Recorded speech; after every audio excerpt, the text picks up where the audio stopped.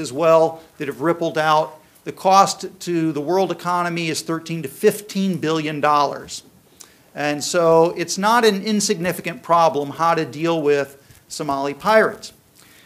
The warships have attempted to suppress piracy through programs such as escorting vessels.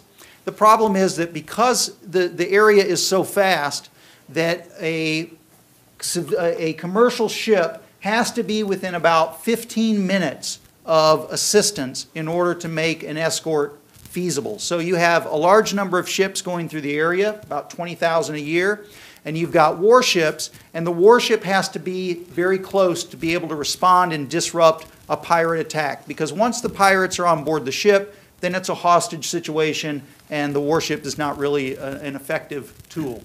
So a warship that has a helicopter or that's nearby can be an effective deterrent, but you just can't put enough warships in this area to really make a difference.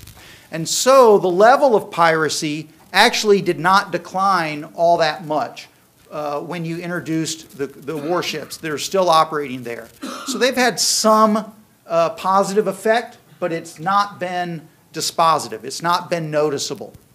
The second approach developed in about 2006 or 2007 when the commercial ships began to realize at first they sort of had the attitude that, hey, we pay taxes, we expect the navies of the world to ensure the security of the sea lanes, and therefore it's their responsibility. It's sort of analogous to saying, I'm not going to buy a gun because that's what I pay taxes for. The police are supposed to protect me.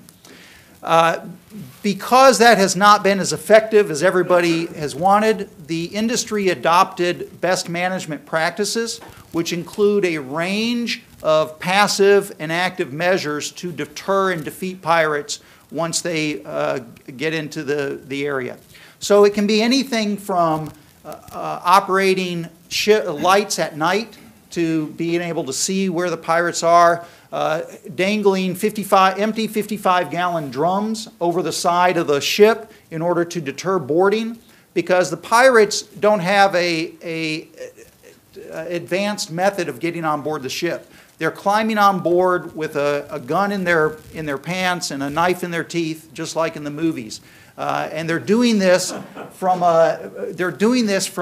small boats, from skiffs that are going at very high speeds, trying to board vessels, many of which are going at high speeds. Even 10 or 12 knots is fairly significant. Try to jump on board a car, from a bicycle. It's that sort of scenario.